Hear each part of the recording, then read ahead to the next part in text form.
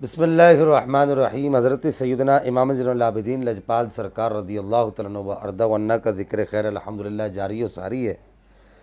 کچھ عرصہ قبل کچھ احباب نے ہم سے جو امام زین العابدین کی جانب منسوب ایک صحیفہ ہے جسے صحیفہ سجادیہ کہا جاتا ہے، کچھ مناجات ہیں، کچھ دعائیں، اور اسے صحیفہ سجادیہ کا نام دیا گیا ہے، اس کے بارے میں سوال کیا کہ کیا یہ صحیفہ کی نسبت یا ان مناجات کی نسبت حضرت سیدنا امام زین العابدین لجپال سرکار کی جانب درست ہے یا نہیں۔ سب سے پہلے میں اہل تشیع حضرات کی کتب سے اس پر کچھ معروضات پیش کروں گا کہ امام زین العابدین رضی اللہ تعالیٰ عنہ و ارضہ عنہ کی جانب یہ جو صحیفہ منسوب ہے، امام زین العابدین کا جو سن وصال ہے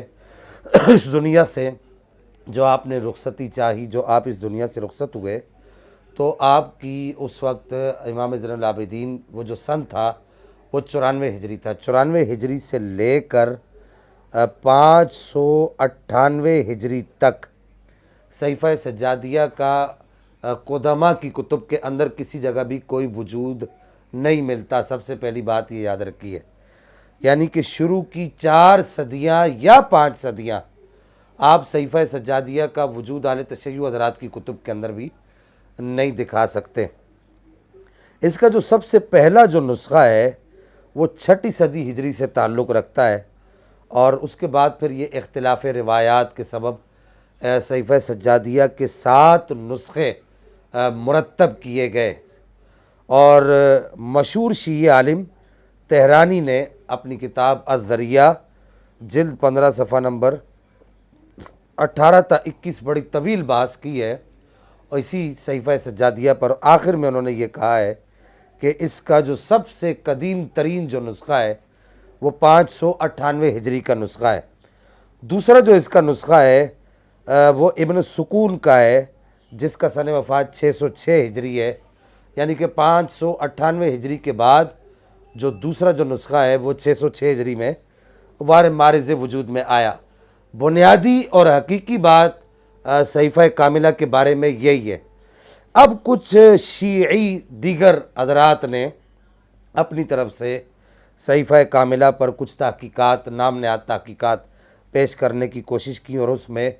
جھوٹ کا سہارا لیتے ہوئے اہل سنت کے علماء کو بھی اس میں شامل تحقیق کیا، پرانے علماء کو، اور کہا کہ جی اہل سنت کے علماء نے صحیفہ سجادیہ کو ٹھیک مانا ہے۔ اس میں ایک حوالہ جو ہے محدث ابن جوزی کا دیا، اور ایک حوالہ امام غزالی کا دیا، حالانکہ امام غزالی کی اور محدث ابن جوزی کی حوالے سے کسی بھی معتبر اور مستند اور معتمد کتاب کے اندر یہ بات موجود نہیں ہے کہ انہوں نے صحیفہ سجادیہ کے بارے میں صحیح ہونے کے بارے میں گفتگو کی ہو۔ اہل تشیع حضرات کے ایک محقق ہیں ارتضیٰ نقوی صاحب، انہوں نے ایک دعویٰ کیا ہے اور یہ کہا ہے کہ جی 333 ہجری میں اس کا جو ہے وہ پہلا نسخہ مارز وجود میں آیا، مرتب کیا گیا۔ اب اگر پہلی بات تو یہ بنیادی بات یہ کہ 333 ہجری سے لے کے اوپر اگر آپ 98 ہجری تک جائیں تو یہ بیچ میں اتنا سارا فاصلہ ہے، اس سارے فاصلے کے اندر کسی بھی جگہ پر صحیفہ سجادیہ کا، جسے صحیفہ کاملہ بھی کہا جاتا ہے، وجود کسی جگہ بھی نظر نہیں آتا، وہ بھی ثابت نہیں کر سکے۔ اور پھر اس 333 ہجری کے قول پر بھی بہت ساری جرح ہے، انہوں نے اس کا دعویٰ تو کر دیا لیکن اس پر کوئی مستند سند کے ساتھ کوئی بات وہ پیش نہیں کر سکے۔ اگرچہ میں یہ بھی عرض کر دوں کہ اہل تشیع حضرات کو اس بات کا بھی دعویٰ ہے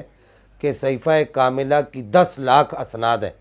اور ان میں سے کوئی ایک سند بھی صحیح یہ آج تک یہ علیحدہ بات ہے کہ یہ پیش نہیں کر سکے۔ وہ 10 لاکھ اسناد شاید اس میں سے یہ 10 اسناد بھی اگر صحیح پیش کر دی جائے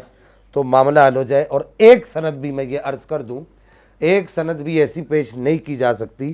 جو امام زین العابدین رضی اللہ تعالیٰ و ارضہ عنہ سرکار تک پہنچتی ہو۔ پہلی بات تو یہ۔ دوسری بات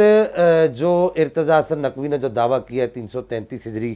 میں اس کے پہلے نسخے کا، تو اس حوالے سے دوسری بات عرض یہ ہے کہ اس سے پہلے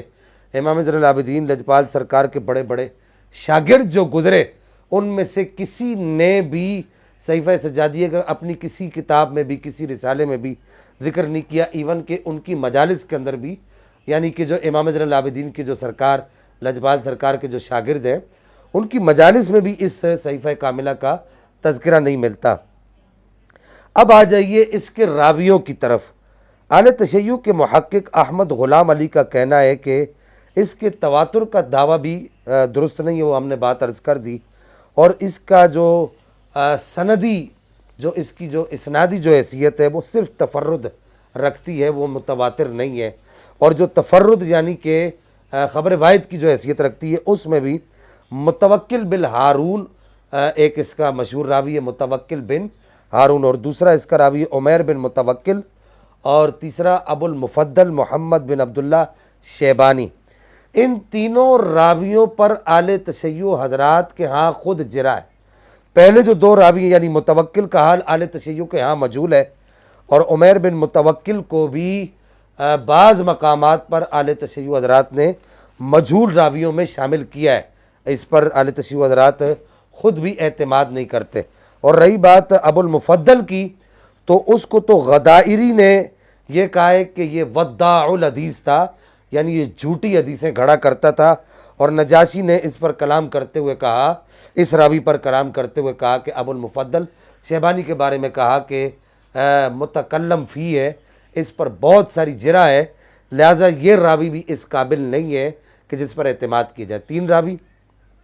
مشہور، متوکل بن ہارون، اور ابو المفضل محمد بن عبداللہ شیبانی، اور تیسرا عمیر بن متوکل، ان تینوں راویوں کے پر اہل تشیع حضرات کے ہاں بھی کوئی بھی اعتماد نہیں کیا جاتا۔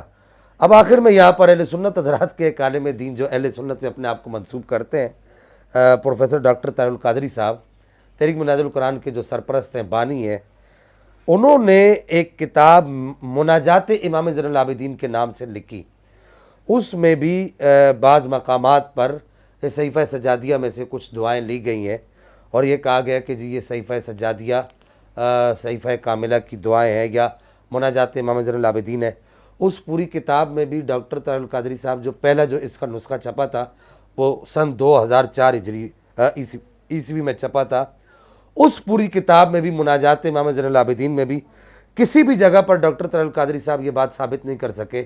کہ کوئی حوالہ نہیں دے سکے کہ یہ دعا فلاں کتاب سے، فلاں محدث سے یا فلاں امام سے منسوب ہے۔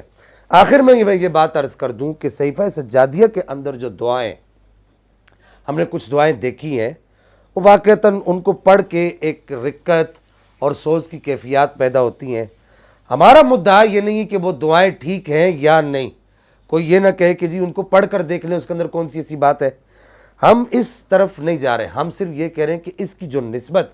امام زین العابدین لجپال سرکار رضی اللہ تعالیٰ وردہ عنہ کی طرف کی جا رہی ہے،